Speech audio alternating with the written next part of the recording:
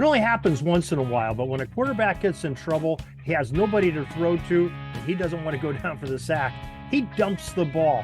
It's called intentional grounding by today's rules, but where did that rule come from, and what was a game like before it existed? Timothy P. Brown of Football Archaeology joins us to tell us about the history of intentional grounding, coming up in just a moment. This is the Pigskin Daily History Dispatch, a podcast that covers the anniversaries of American football events throughout history. Your host, Darren Hayes, is podcasting from America's North Shore to bring you the memories of the gridiron, one day at a time. Hello, my football friends. This is Darren Hayes of pigskindispatch.com. Welcome once again to the Pig Pen, your portal to positive football history, and welcome to Tuesday. Everybody knows what this is. It is footballarchaeology.com day. Timothy P. Brown of that site is with us to talk about another piece of antiquity of the gridiron. Tim, welcome back to the Pig Pen. Hey, Darren. Thank you. Looking forward to giving a pass. Giving a pass. Or I don't really know what I was talking about there. I just was trying to make something up and it just didn't work. So it was a failed segue, but but I will take that pass.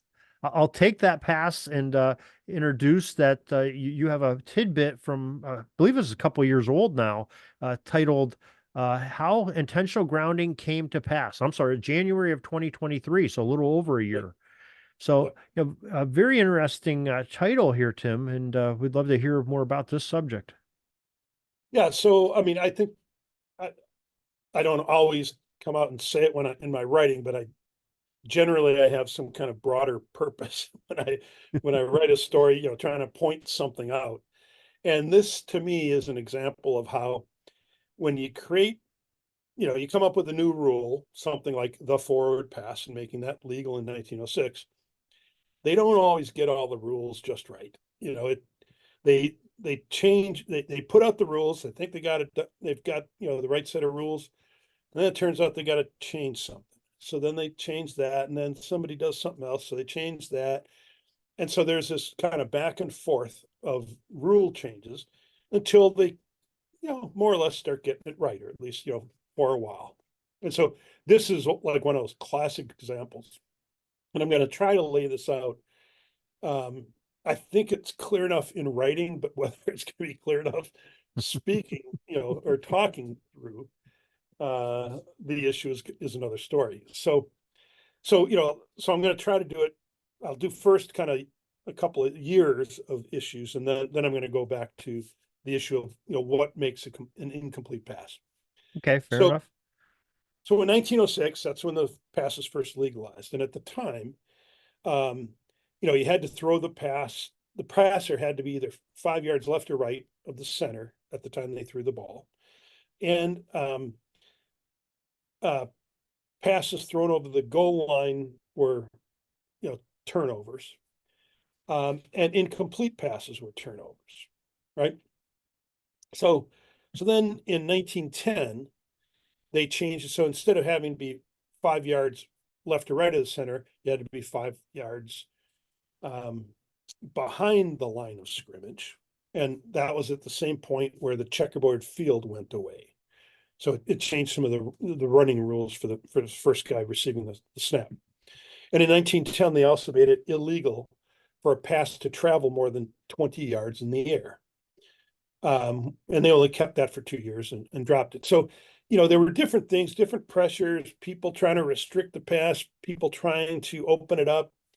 And so they were coming up with these rules, some of which, we look back on them now and they seem silly. But, they were trying to adjust and adapt to what the people at the time wanted, right? So then that gets into what makes an incomplete pass. And so it's funny now looking back on it in terms of how little they anticipated. There's things that we just would consider obvious, but they just didn't anticipate certain things. So again, in 1906, you throw an incomplete pass, it's a turnover. And the opponent gets the ball at the spot of the thrown pass. So if you're 5 yards behind the line of scrimmage or 2 yards behind the line of scrimmage, that's where the opponent gets the ball. The folks who thought the pass was too restricted ended up winning that argument in 1907. So they made an incomplete pass only a 15-yard penalty rather than a turnover. And they added a thing that I wrote about recently in a tidbit that if the pass touched another player before it hit the ground, then it was treated as a fumble. It was a live ball. Anybody could go get it, right? Now, is that only offensive players touching the ball, or if a Nope. defensive player touched it, it was also the same So rule? a defensive lineman hit the ball, Okay. and it goes, So tips the even ball. a tipped pass that we Yes. would call tip pass today. Okay. Yeah. So anybody other than the quarterback touching the ball before it hits the ground, if it then hits the ground, it's effectively a fumble. Okay. That stayed in place for a couple of years, and then they made it, they kind of restricted that. And they eventually made it an incomplete pass. In 1910, an incomplete pass is just an incomplete pass, kind of as we understand it today. But they also put in a rule that if you throw an incomplete pass, so it's incomplete if it lands in bounds. If it lands out of bounds, then the defense gets the ball at the spot. So the spot where it went out of bounds. Again, seems bizarre, but that's what they did. And so for a few years, you had teams, if you had somebody who could really, arm punt the ball, if you had somebody with a strong arm who could throw the ball downfield, oftentimes they were better and more accurate than your punter. So you just give the ball to the guy, let him fire the P 40, 50 yards downfield and into the coffin corner. And the opponent got the ball wherever it crossed the line or wherever it crossed the, out of bounds. So, then at that point, you had a situation where, so an incomplete pass was just incomplete, but there wasn't any kind of requirement. Like if it was incomplete, if it landed in the field of play, there wasn't any kind of requirement that you had to have a receiver anywhere near you. And, and intentional grounding did not yet exist. So some of the quarterbacks got smart. And if they were being chased behind the line of scrimmage or potentially going to be tackled behind the line of scrimmage, they just threw the ball into the ground. And it was just an incomplete pass. So, it was at that point that they said, okay, this doesn't work. We need to make it so that he's actually throwing the ball to someone. So initially in 1914, they made the rule that if the quarterback throws the ball, throws an incompletion, it's got to be somewhere in the direction of a teammate. Then later on, they said, well, it's not just a teammate, it's got to be an eligible teammate. Then another decade or two, they said, well, it's got to be an eligible teammate who actually has a chance to catch the ball.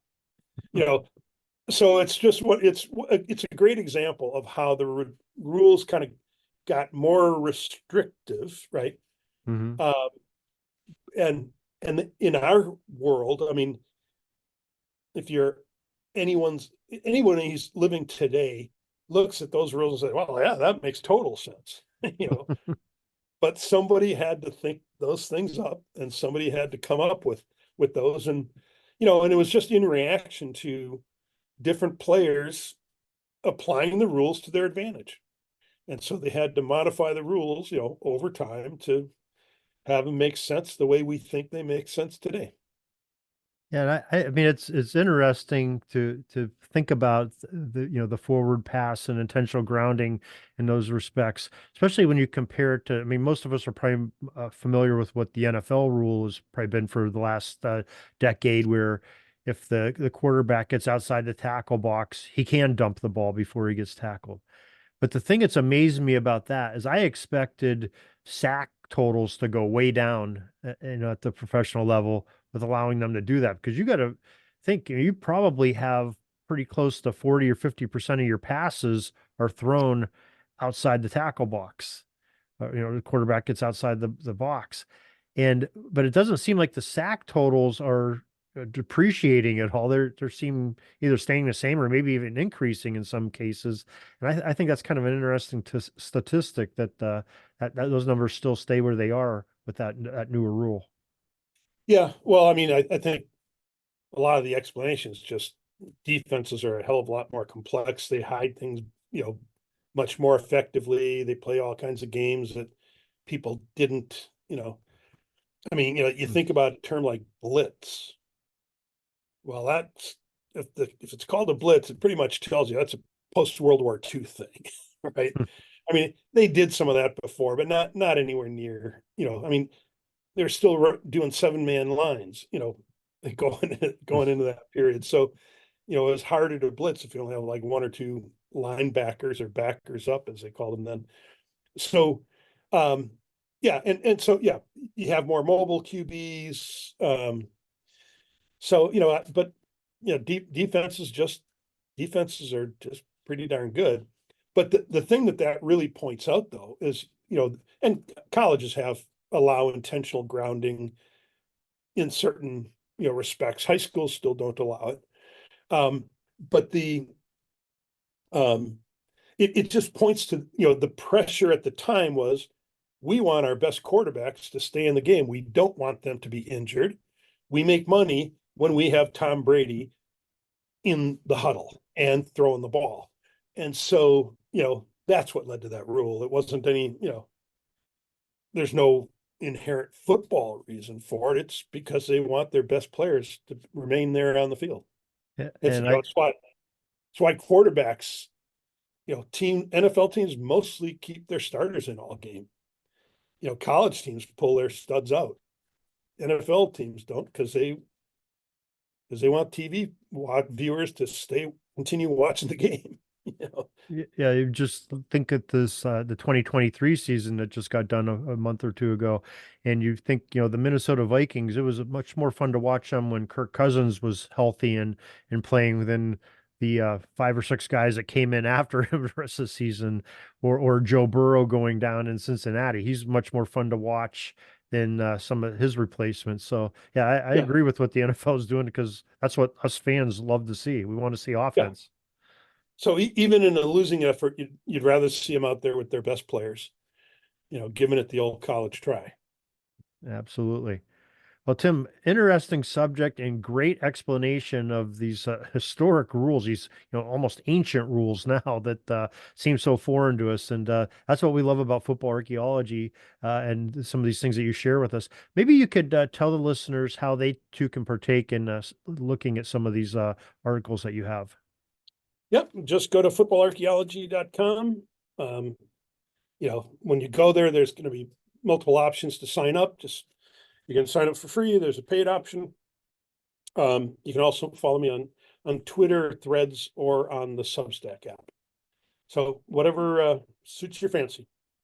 All right. Well, Tim, we really appreciate you coming on and sharing and doing all this research. I mean, this is fascinating stuff that not a lot of people are doing and preserving. And folks like you that are doing this, we really thank you for that and educating us. So thanks a lot, and we would love to talk to you again next week.